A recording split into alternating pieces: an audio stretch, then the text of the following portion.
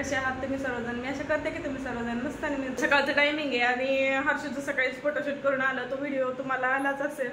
आणि आता आहे ना आज फौजींनी आणलेला आहे पनीर, तर पनीरची भाजी करायची. त्यासाठी नाही तर मसाला तयार करून घेतलेला आहे मी. कांदा, टोमॅटो, अद्रक, लसूण आणि कोथिंबीर थोडीशी घेतलेली आहे. कांदा आणि टोमॅटो थोडंसं आहे ना उकळून घेतले पाण्यामध्ये. आणि आमच्या शेजारी आहेत ना राजस्थानच्या ताई, त्यांनी नाही भजी आणि हे दिलं होतं शिरा. तर इथं आहे पनीर, ह्याचे काप करून घेते मी. आणि त्याचबरोबर थोडंसं जे आपल्या ह्याच्या खरबुजाच्या बिया आहेत ना त्या पण भिजू घातल्या होत्या मी, तर त्या पण आता ह्याच्यामध्ये टाकणार आहे पाणी काढून. आणि छान असं पेस्ट तयार करून घेते. आणि त्यानंतर पनीरचे काप करून पनीर पण मला फ्राय करून घ्यायचे. तुमच्या बाबा म्हटलं रेसिपी पण शेअर करावी आज. चला तर मग तुम्हाला दाखवते रेसिपी. तर इथं घेतलेलं आहे मी आता आपला बटर पनीरची रेसिपी करण्यासाठी. तर त्यासाठी आहे ना बटर टाकून घेते मी आधी कढईमध्ये. आणि बटर जळणार नाही त्यासाठी मग थोडंसं तेल पण टाकावं लागेल आपल्याला, कारण बटर जे आहे ते पूर्णपणे मग जळून जाईल.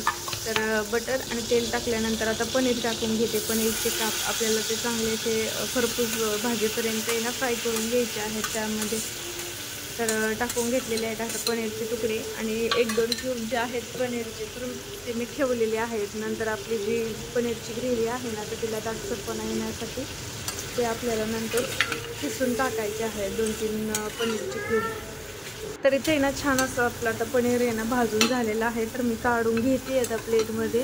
आणि थोडंसं तिथं छान प्रकारे भाजल्यामुळे ना कढई थोडीशी करपून गेलेली आहे, पण नंतर ते सगळं मी काढून घेणार आहे. आणि नंतर आपल्याला त्यामध्ये जर ना भाजी टाकून घ्यायची आहे. तर थोडंसं बटर त्यामध्ये होतं बटर आणि तेल, तर मी आणखीन थोडंसं बटर त्यामध्ये घालते, कारण आपल्याला बटर पनीर करायचं आहे तर थोडंसं जास्त बटर झालंच पाहिजे. तर टाकून घेतले आता बटर मी त्यामध्ये. आणि नंतर तर आता आहे ना छान असं बटर पण गरम झालेलं होतं. त्यामध्ये आता मी जिरं टाकून घेतलेलं आहे आणि थोडंसं तमालपत्र. तर त्यांनी ना भाजीला एकदम छान टेस्ट येते. आणि आता आपला जो मसाला जो आहे कांदा, टोमॅटो, लसूण, अद्रक, कोथिंबीर, तर हा पेस्ट करून घेतला होता मसाला, तर तो ह्याच्यामध्ये टाकून घेतलेला आहे मी. आणि त्याचबरोबर खरबुजाच्या बिया पण होत्या, तर त्या पण आहे ना मी ह्याच्यामध्ये पेस्ट करून घेतल्या होत्या. तर हा मसाला आपल्याला चांगला परतून घ्यायचा आहे तेल सुटेपर्यंत. तर छान असा तो मसाला आहे ना तर परतून घेते मी. नंतर त्यामध्ये आपल्याला लाल मिरची पावडर, काळं तिखट, गरम मसाला, धने पावडर आणि गरम मसाला आणि त्याचबरोबर मटर पनीर मसाला जो आहे, तर हे सगळे मसाले टाकून घ्यायचे. तर छान असे मसाले जे आहेत ते परतून घ्यायचे. आणि लास्टला आहे ना मटर पनीर मसाला जो आहे तो मी टाकून घेते. आणि त्यानंतर छान असं तेल सुटेपर्यंत आपल्याला हे जे मसाले आहेत तर ते परतून घ्यायचे. तर वासना एकदम महिना छान सुटलेला होता घरामध्ये, सुगंध त्या ग्रेव्हीचा. आणि तेल सुटेपर्यंत ना मी त्यामध्ये भाजून घेते ती ग्रेव्ही. आणि भाजीला आहे ना गरम पाणी टाकल्यानंतर एक वेगळी चव येते, म्हणून आहे ना पलीकडच्या साईडला पातेल्यामध्ये मी थोडंसं गरम पाणी ठेवलेलं आहे आपल्याला ग्रेव्हीसाठी. आणि आता ह्याच्यामध्ये मी आहे ना आता मटर जे आहेत तर ते टाकून घेते. आणि थोड्या वेळ छान असे मटर त्यामध्ये आपल्याला परतू द्यायचे. आणि इकडं आपलं पाणी पण तापून झालेलं आहे, तर बंद केलेलं आहे आता गॅस मी. आणि तोपर्यंत मटर परतून घेते. मटर चांगले परतले ना एक 5 मिनिट नंतर आपल्याला त्यामध्ये पनीरचे जे काप आहेत आपण फ्राय केलेले तर ते टाकून घ्यायचे आहेत त्यामध्ये. मटर आहे ना छान भाजलेलं आहे, तर आता त्यामध्ये पनीरचे काप टाकून घेते मी. आणि पनीरचे काप टाकल्यानंतर आहे ना छान मिक्स करून घ्यायची आपल्याला भाजी. आणि नंतर आपण जे गरम पाणी केलेलं होतं तर ते टाकून घ्यायचे. आपल्याला जेवढी ग्रेव्ही पाहिजे आहे, जशी कन्सिस्टन्सी भाजीची पाहिजे आहे तशी. आता पनीर टाकून घेतले मी. आणि आता बघा तिथे 2 क्यूब राहिलेले होते, तर ते 2 क्यूब आहेत तर ते खिसून आता वरतून ह्याच्यामध्ये टाकते. ह्या स्टेजला आपल्याला ते टाकायचे आहेत, म्हणजे नंतर आहे ना पाणी ॲड केलं की छान अशी घट्ट कन्सिस्टन्सी भाजीची तयार होते. तर पनीरचे 2 क्यूब जे आहेत ते आता इथं खिसून टाकलेले आहेत मी. आणि नंतर आहे ना त्यामध्ये मग पाणी ॲड करून घेते.